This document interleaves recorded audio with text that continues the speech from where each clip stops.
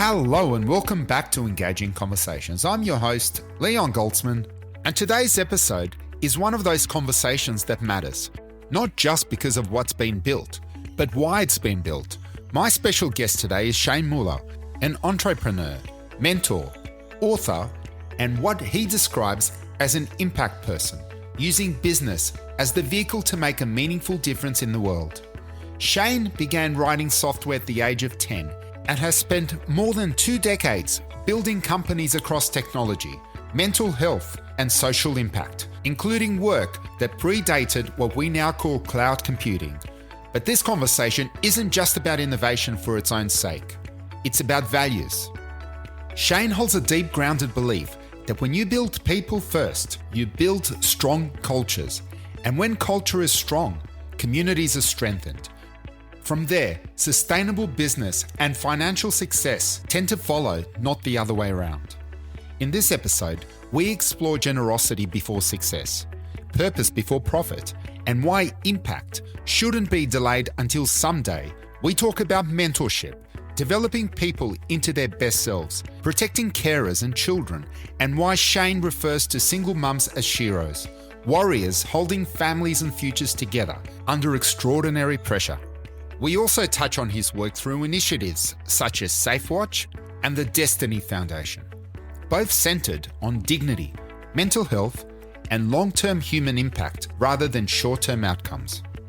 A special thank you to Nepean Advanced Rehab and Allied Health Centre for supporting conversations like this, and to Nias Kenneth for sponsoring today's program. So whether you're a business owner, a community leader, or simply someone who believes that work should stand for something bigger, settle in. This is a conversation about people, purpose, and building impact that lasts. So without further ado, let's get into it. So as an introduction, my name is Shane Muller. I'm a business person. I run quite a few businesses, but it was a few years ago someone very eloquently described myself. They actually mentioned I'm not a business person. They actually clearly highlighted that at the core, he called me an impact person. Business just was the vehicle. That was a very interesting repositioning. That is an interesting one. How do you see yourself? I truly love seeing myself as no label, no fancy title. I genuinely love being the human being, the guy. I am challenged with titles. It's not something I elevate much at all. Often when I meet up with staff, for example, and we're out socially, I introduce them as colleagues, not my staff. I just really prefer to keep a level playing field when it comes to the humaneness of people. You're very down to earth, and we kind of see over and over and over again that people think, I'm going to give when I can. When I become wealthy, when I become successful, that's when I'm going to give. And then we see people give before they become successful. And you know what? It's almost like you become successful because you give. How do you feel about that? Well, the topic of giving is one of my favorite topics. As a matter of fact, I'm quite certain I could write a book on the topic of giving. Although, a side note, I have written a chapter on it. I could write a book on it. It truly is a very thrilling topic to me. I'm quite blessed that I truly love to give, that I give because I actually want to give. I do agree, giving comes first. If I was to look back in my business life, I remember having at least a couple of CFOs who were challenged that we were giving dollars, and they approached me very tactfully to highlight, look, why don't you not give, use the money this way, do this, and then we can use the dollars, and then in X number of months or years, you can give something so massive, it'll be huge. I just don't subscribe to that. I don't subscribe to one day I will have the right amount of money to give. I don't subscribe to one day I will have the time or energy to serve and do something good. I truly subscribe. I have a healthy, I would say, awareness that I only have a few grains of sand in my hourglass. And I don't want to walk around as if I can see through that hourglass. As far as I'm concerned, it's not glass. I can't see how many grains I have. So, A, I would give now as opposed to later. B, I remember reading a book, a guy called Chuck Finney, many years ago. As a matter of fact, he was the guy who inspired the likes of Gates and Zuckerberg around the Giving Pledge, and massive wealthy people have got behind that. It's interesting that no one knows the guy behind the initiative, but was a great guy, and he coined this phrase "giving while living," and there's a lot of merit to that. As opposed to giving through an estate that a lawyer dishes out. And again, I'm not trying to be rude, but there is a huge thrill to serve. I'll use that another word. It's the same as giving. You can give financially. You can give of yourself. You can give of your care or emotion.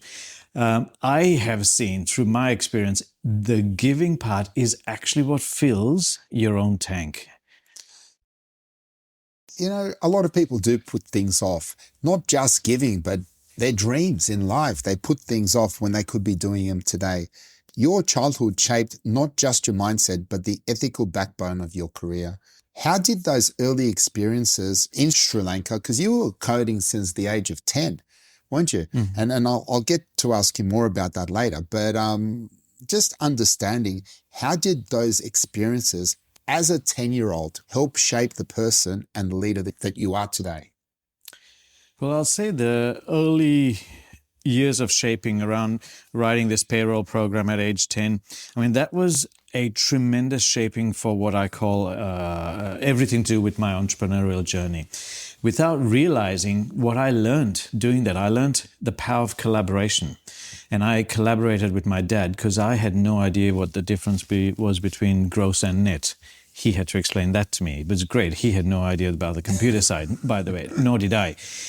So in hindsight, I witnessed and we literally could see the power of many people coming together. You don't have to have everything. You don't need to know everything. But if you can bring different instruments, a guitar, a tambourine, a fiddle, etc., you can make some amazing pieces of music that on your own, it'll be impossible. And as a matter of fact, the guitarist may never, ever be able to work out how to do the fiddle, maybe, or a drum.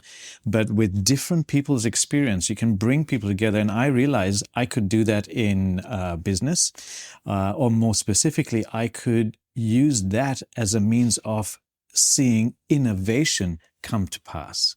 The business is the economic side of it, but actually innovating. Because not one person knows every intricate detail of the SpaceX operation. Yes, not even Elon Musk. Mm-hmm, absolutely. So he's relying on others. Absolutely, and that's the power of collaboration. That's the power of that human dynamic, bringing people who are able to work together. So that's one aspect I learned. The other aspect I learned was going after a vision. I had a picture of what this payroll program would look like. Never seen a payroll program in my life. But I pursued a vision in my mind. And then as the months transpired, it did come to pass. And then the third thing I learned as a young kid, because, my sisters, my mum, everyone was in bed. My dad and I were up midnight hours, and I was a young 10-year-old. I also learned you keep going. Yeah, you keep going. You put in the work. You're committed to something. You keep going and you create what you need to create. And you doing that has provided you with the ability to, in a way, see the future before the world caught up with it. And in that, in 1999, you built a cloud computing company when cloud wasn't even in the vocabulary. What did you see that others didn't? So when I set up OBT, that was an interesting concept, and I'll give you an amazing story. I think I heard Richard Branson say this as well. Sometimes the most amazing ideas don't magically drop on you. You just see a problem, and you reframe the problem. So I was doing some consulting, technical consulting, and I remember this. One afternoon, I was in Double Bay doing a job for a customer. I must say the customer trusted me because they gave me the key, go do the work, no one's there, and charged me for the time you're there. It was quite an amazing level of trust. This weekend, it was a bit beyond my capability only, so I took a buddy of mine. We went there, spent hours. We probably walked out around 3 or 4 p.m. on a Sunday.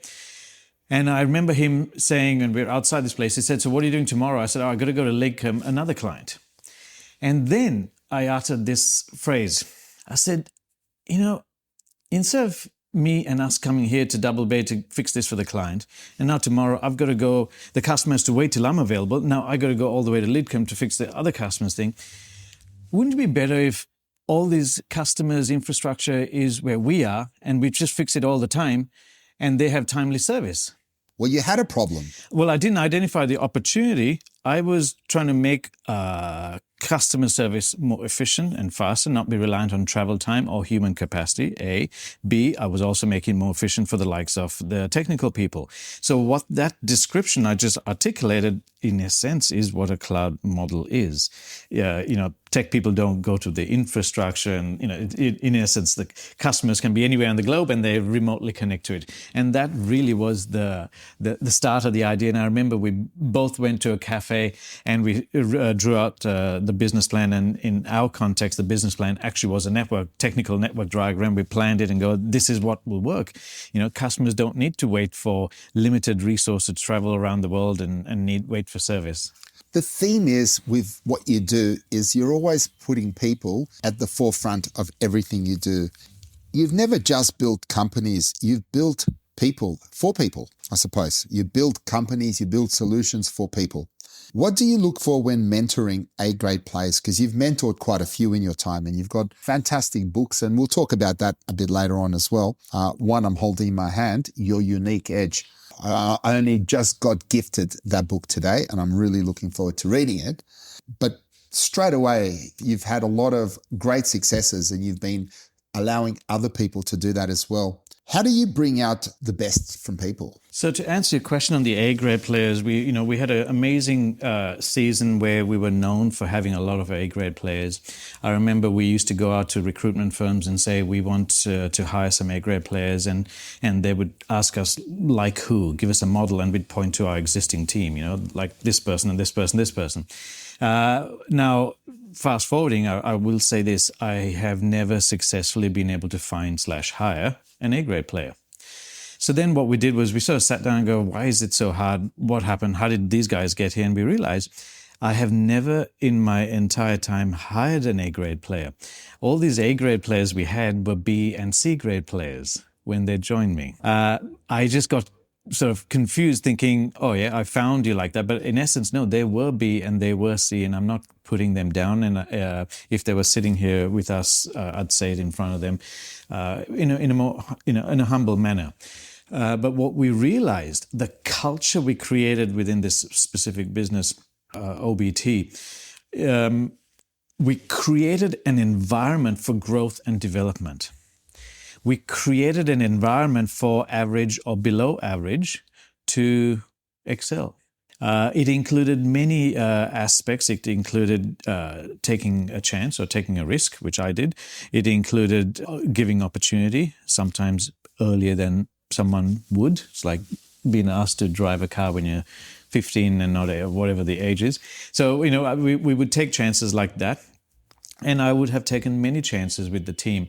But I would say in all of that, we ended up producing some amazing A-grade players that became targets for global organizations to poach and handsomely remunerate them. And I would say in my time, we did a review, more than 10% of every one of the staff I've had has ended up becoming an A-grade player, which is a bit unusual. I paid them so that I can coach them.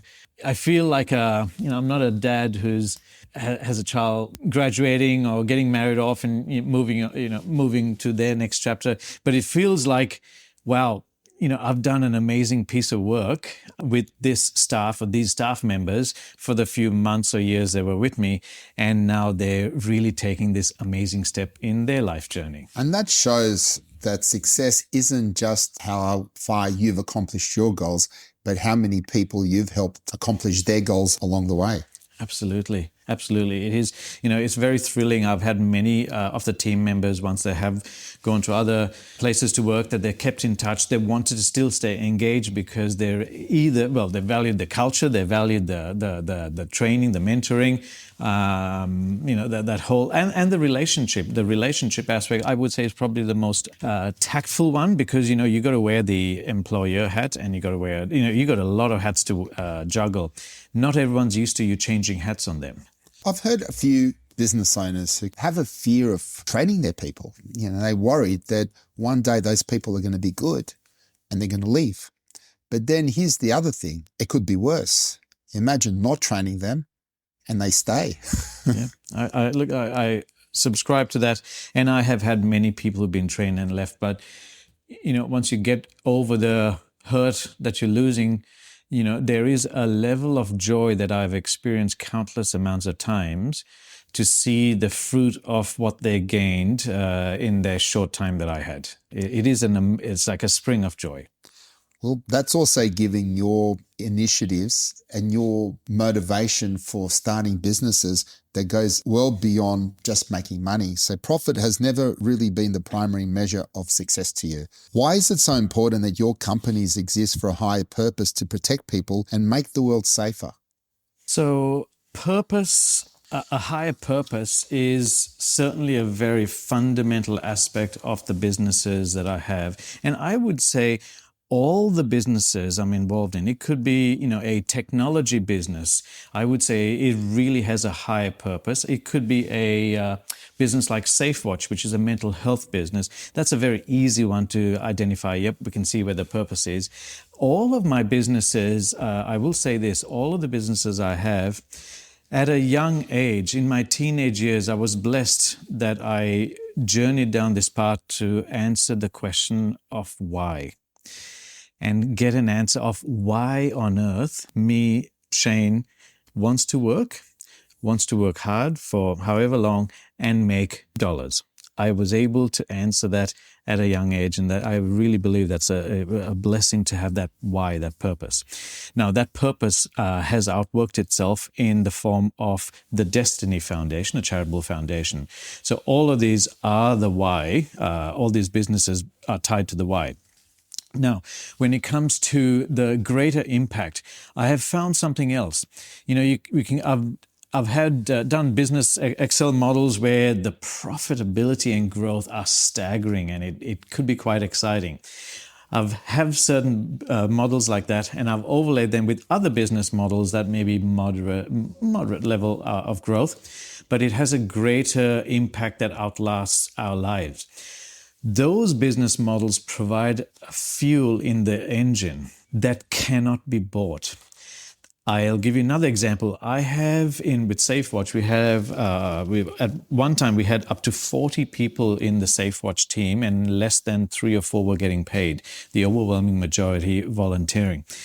Now, I can tell you through experience, and all these people had no spare time. I have learned firsthand that you cannot buy buy-in from staff. You cannot buy buy-in. Okay. It's not, you may think you're getting buy-in by paying someone very handsomely. And I've had many people are paid handsomely, or probably a bit over handsomely.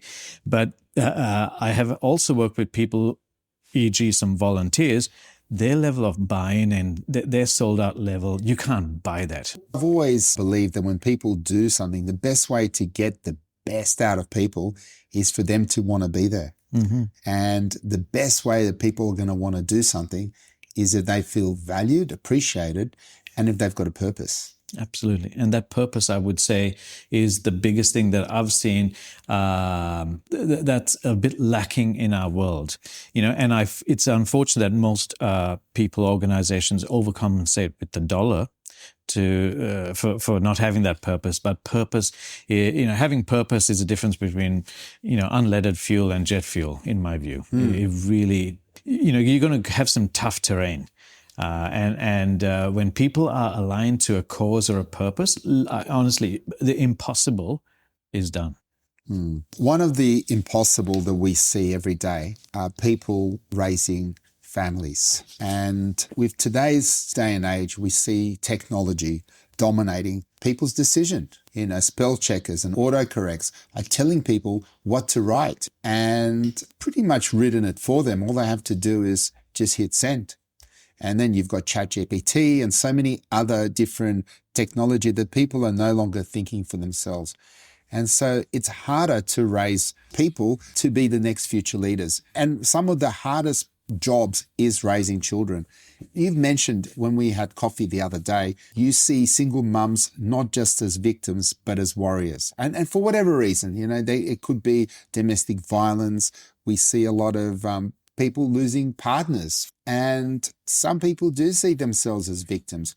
But you don't. You see single parents as warriors, especially single mums as more soldiers than soldiers. And these were your words. What did you mean by that? And what has moved you to build protection specifically for them? Well, when it comes to single mums, so that's one of the 4 impact areas of the Destiny Foundation. I actually really feel they're in a place of such significant influence. I really don't look at the reasons why things transpired the way they transpired, and who knows, and it's not for me to walk in wearing the glasses of a judge. That's not for me to do. But there's a significant role for single mums. But before I explain that, I just want to go back to the family aspect. You are right. As you extrapolate how society is going, we're in a technological world these days, and technology influences so much. It has so much influence on the younger generation. But the very saddening point for me is I've seen, it's okay that technology influences, but what I've seen, it's at the expense of families influencing. Dinner tables, for instance. Yeah. Some people don't even have dinner at a table anymore. Yeah. They use their technology to order the food and have it in their bedroom, for instance, if they've got a bedroom. And we're seeing this shift where families used to have dinner at home, where most people learn and share what happened throughout the day. And we're seeing less of that. Absolutely. And I actually subscribe to that family unit being the most critical aspect, and certainly for the early years of any human being. That unspoken shaping, that's where the values are sown, and that's where behavior is modeled, which is far more powerful than cheap talk. That's where it's modeled. And by the way, it is also okay that there are families that had bad or wrong modeling, because in reality, there is no family out there that hasn't got something a bit off. If you're a human being, you're not perfect. There'll be some behavior. But social media will kind of curate. And people may realize this, they may not, but a lot of the lives that are being shared are curated. It doesn't represent the reality of what really is. Exactly. The social media certainly doesn't help any human being, child or an adult, because it paints you this picture of what you should be going after. But in reality, life doesn't work like that. Life is messy. It really is. There's ups and there's downs. There's agreements and disagreements. Now, if you never sit down and talk amongst the family and never have a disagreement, that young person's going to be challenged when they go out into the world. But even worse than that is they're going to feel alone. They're going to feel alone, where they had that family unit or friendships who they knew they could just pick up the phone or go and see in person has been replaced by a keyboard. Or now, not even that. ChatGPT, it's almost like let my ChatGPT talk to your ChatGPT. Exactly. And let them decide what we're going to do. Exactly. I talked to someone just recently and they were downplaying, you can still be okay if you didn't have the family dialogue as a young person. It's okay if you're surrounded by technology. And I challenged them because they're a person on a board. I said, no, you lack the skills to engage with other human beings on a board. If you don't have those skills, it's just not going to work. Yeah. And then the other thing is, when you're talking about social media, especially a platform like ChatGPT that tells you you're right, whether you're right or wrong, it just agrees with you. That's dangerous, because I've always said what's more dangerous than people being wrong is having the confidence that they're right. And isn't that how wars start? And isn't that how the world becomes, using your words, messy? Absolutely. I don't actually think there's a problem with wrong. As a matter of fact, I think if you study most people who do anything, they've done more wrong than right. That's part of learning. But that's how we learn, exactly. Isn't it? That's so where we... I think the concept of wrong and failure, unfortunately, our society paints a wrong picture about that. It is not to be seen as a negative. So society paints the wrong view of the concept of failure or wrong. Having said that, What's worse than that is what I call deception, which is similar to what you just mentioned. You think you're right, but you're just deceived. And by definition of deception, you can't see it. No, and you think there's only one answer, and that's the one that you come up with, nothing else. And that's when we become narrow-minded, even worse, closed-minded. Yeah. Narrow, at least you still have a little window of seeing something that may enter your thoughts. But when you're closed-minded, that's it. Yeah. Nothing comes in. Yeah, absolutely. And then going back to the technology aspect, so one of the things we've founded SafeWatch on, which is this mental health platform, we've been told by countless amount of sources, our model and approach, what we're doing is we're actually not using technology as a magic pill. Mind you, we are using technology, but we don't subscribe to technology being the thing that's going to stop you from jumping off a building. We know it won't. However, what we believe will really help a person are close, authentic relationships. So we've founded SafeWatch on what we call the village model, doing life with people who've got your back. Because when times are tough, you need a best friend or a best mate or a sibling or someone to come along, grab you by the collar, because after all, they got a strong enough relationship with you. They can do that. They can. And there's that element of trust. Exactly. As well. And you know, if you built that sort of relationship, it is okay for a best friend to call a spade, because after all, they're not doing I personally think everyone should be calling that, but that can get a lot of people in trouble. I think people are not having that confidence anymore where they feel they can. Agree. You know, there's too much of fear for offending. Yeah. Well, we get that quite a lot, actually. But I could talk about this, but I don't want to hijack this conversation, because I think what you're touching on at this particular point is far more important than me getting frustrated and telling you what I think about offending people's feelings. But the work that you do, what's very inspiring for me, and I'm sure for many other people, is that you are driven by initiatives that aims to change the trajectory of millions of lives. Tell us more about that. Well, about the Destiny Foundation, as I mentioned, I'm humbled and blessed that I stumbled upon or found this cause or this why as a teenager. Very early, I'm told, but it really is great. I found that the reason I am going to work as hard as I'm going to work, be it in one business or 100 businesses, one investment or 100, and I have no problem sitting down and talking to the marketplace or even customers and telling them why we're going to make some very handsome profits, because I know where the overwhelming amount of profits are going to go, and it's tied to the Destiny Foundation. So two aspects. I think, you know, when us and humanity are blessed with skills, talent, opportunities, being born at a particular time, a location, etc., you know, I don't subscribe to, well, that's great, Leon, that's good for you. I don't subscribe to that. I believe, well, you know, if this is the time and place and certain talents are put in our hand, it is for me to do something for the greater masses, not for me. So I see all of these opportunities as, okay, it's a responsibility. You know, certain people with means, financial means, I see them as having a responsibility to do good. I see people who have intellectual skills as having a responsibility to use that for good and have an impact beyond their life and their nucleus of a family life. But I would say have an impact on countless and faceless people they'll never know. That taps into a motivation where you cannot possibly do it for the recognition, or you cannot do it for people to come and say thank you. Would you give of your life if no one ever came around and said thank you? Most people may or may not struggle for it. It's almost like saying, would you give a donation from a company without a tax return? A lot of people may not admit, but they probably prefer the tax return. So giving where there's no recognition back. So, you know, I believe, you know, the greater one's blessed with talent, skills, acumen, etc., that they can do something to make a difference within our world. And they don't have to do it alone. I used the example of before. You can put together this amazing orchestra piece and create a piece of music that will reverberate to another planet, you know, collectively in time. So that actually is very, very inspiring. And then the final thing is, you know, doing something that is so great ties into so much purpose, because when there are bad days, and there's more bad days than good days. Oh, look, how do you know that you've got a good day if you didn't have a bad one? Agree, absolutely, yes. And this purpose is critical for that. And then my final point I want to clarify, because I was asked this by someone when they challenged me and said, that's a bit arrogant, how are you going to impact 100 million people? And I will say this, I know what I will do. I feel I will see less than a single-digit percentage in my lifetime.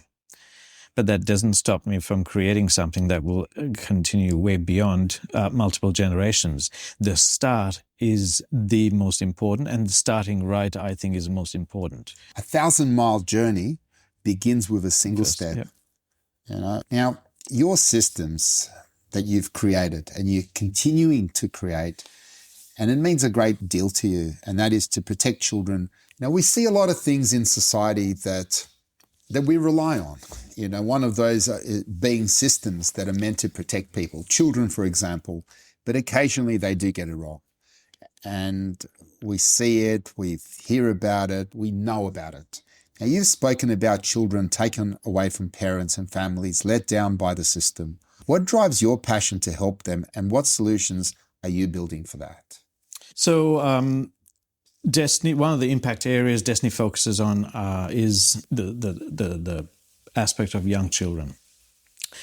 Firstly, I'll say this, when it comes to children, there is a significant amount of innocence that children have that most people will agree that you couldn't easily put that on an adult. But children really are born not by creating their own circumstance, situation, manipulating anything. They really have a level of innocence that is so pure.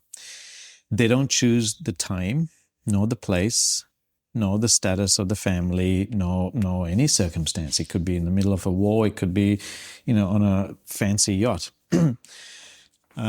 But I've seen, not just in Australia, but many places around the world, the value of children. They don't get the value that they deserve in many places around the world. I'd like every adult to remember that one day they were that child too. Now, sure, it's quite possible that they had such a horrific childhood that they are the way they are now in a negative sense, but I would say every young person deserves the best opportunity that they can get, be it a 2-year-old or a 12-year-old. It doesn't really matter, but a young person. When it comes to certain things, they may get dislodged in our world. There's a lot more dislodging happening in Australia. Kids are taken away from parents. The law gets involved. Things that were originally created for probably well-meaningly created aspects. And then in other places, kids are dislodged more because there's a dollar value. And if you traffic a child, there's a whole ecosystem around that many of us in Australia are quite sheltered from. Really sheltered from. We've had a guest on our show, Astrid Hocking from Hearts and Hands, Orange Ribbon, who does amazing things in the community, and you've met her as well, I think a couple of times. Astrid is a champion, but it's also people like you who bring out the champions, and they're not looking for a pat on the back. They're just doing because of that exact reason that you mentioned earlier. They don't want any rewards for themselves. They don't want recognition. They just do it because it's the right thing to do. Having these conversations, just even sitting and talking to you, but feeling your energy, your genuine concern and purpose for making this world a better place and helping young people find their way. More needs to be done. Clearly not enough is being done by everybody, regardless of what their intentions are. I think sometimes people are so caught up because life isn't easy, not just for kids, children, for adults. It's not easy. We're under a lot of pressure, but we need to put things into perspective and get back to basics and focus on what's the most important thing, and that is our future. Absolutely. Oh, I will. So to add on to that point, focusing on what's important, I would say humanity, people's lives, I would say, is the most important. And for some, it's at the expense of their own life. Typical parent would often think like that, or anyone who's generous and want to serve is often like that. At the cost to yourself, you make a difference to someone else, probably never getting a thank you ever again. But I actually would say this: there are a lot of children within this nation, at least registered on the out-of-home care. It's close to 50,000, but there's millions of children around the entire planet. We shouldn't just limit our heads and hearts to our backyard only. This is a significant global challenge when it comes to children. Children need the right level of care but on the flip side, we also need to understand the adults, either the parents or the carers. No one's going to step up to the plate perfect. And if partners, if agencies are looking for perfect, we're going to have them taken care of by robots probably, which will lead to another challenge and not have the social skills that they need. Having said that, though, the carers who pay this price to care not for their own children. Caring for your own children is super hard work. It takes something else to care selflessly for others. And I believe that carers need a greater voice within this nation.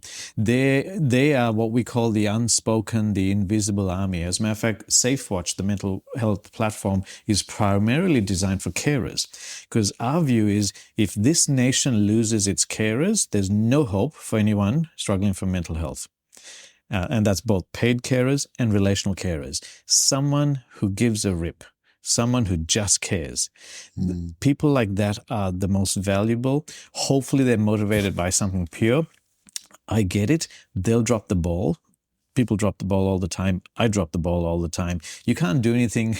You can't even leave your bedroom without dropping the ball. Something is going to mess up. Sometimes it's going to happen. It's going to happen. But you know what? These kids see, if they can see someone keep getting back up, because remember, the unspoken life modeling is the best teacher to people. To kids.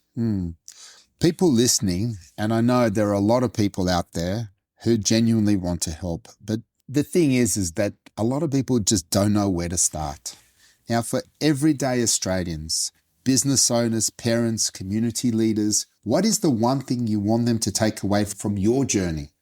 So what one thing would I inspire business people and people in the community? I will say this, I'll focus on the business person first. As a teenager, I learned, watching trappings of success. As a young kid, I worked out, okay, to be successful, you need some dollars. And, as a young person, I sort of figured that out. And then I worked out, okay, how do you measure that? And then the concept of net worth came about. And by the way, this is a preview. I have got my chapter outline for the next book I'm working on. It's actually called Impact Worth. Because if people can have, just as they have their net worth and know exactly where they stand, as a matter of fact, you can't go and get a mortgage without calculating that for your financials, have a concept of a ledger of what I call impact worth. There are things that every person does and says throughout their life that has an impact. And that can equate to what I call an impact worth, because I can tell you when we are all having our deathbed experiences, impact worth and the impact we made is actually more consciously at the center of our mind and, more importantly, our heart than our net worth. And it doesn't take significant dollars to be an impactor, to change a life, to change a community. It simply takes a decision. And I was taught this a long time ago. How do you catch this vision? How do you start? And the answer I got was, well, if you can't start, hang around people who've got that vision. It will rub off. And so I would say, check out what we're doing at the Destiny Foundation. I'd love to connect with anyone because it will rub off, making a difference in our world. So Shane, if people wanted to get in contact with you and you invited people to reach out, what is the best way for them to do that? Best way, reach out to me, social media, my LinkedIn, my Instagram, my website, shanemuller.com. Just reach out there. You'll find everything I do. That's the best way to connect with me. And I love to have a conversation. And that's Shane Muller, Shane, ShaneMuller.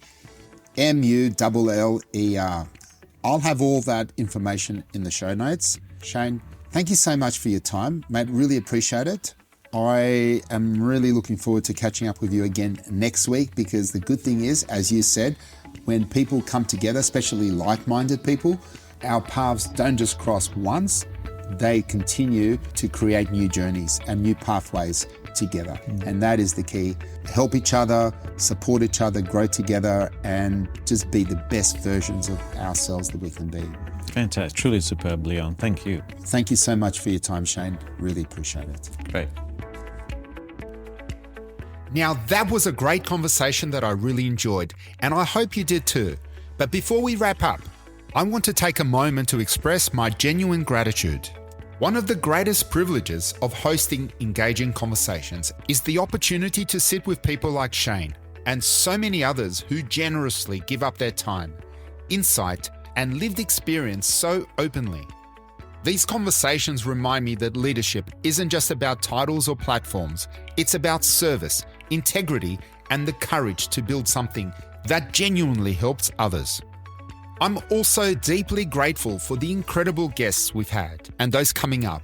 People like Brenda Miley from Let's Go Surfing, whose work changed lives by opening doors, building confidence, and creating belonging in a space where not everyone once felt welcome. And innovators like Daria Valenza from Carbonics, whose work in advanced manufacturing and aviation innovation is world-class and critically important to Australia's future. I'm equally grateful to the growing number of people reaching out from around the world. People building businesses, raising families, leading teams, supporting others, and holding communities together, who are engaging in thoughtful conversations about what Australia does well and where we can and must do better. Some of those discussions touch on sensitive issues, but they're necessary, especially if we're serious about progress, policy, and people-first systems. With every new episode, we're sharing more than just stories. We're celebrating connections with people who are making a real difference in their own communities, often quietly, often without recognition, but always with impact. If you're listening and feel you have a conversation worth sharing, or know someone who does, I'd genuinely love to hear from you. You can reach me on 1300 423 027 or by email at leon.goldsman@ecohq.com.au. I'm Leon Goldsman. Thank you for listening. Until next time, stay connected, stay curious, and let's keep building stronger communities together.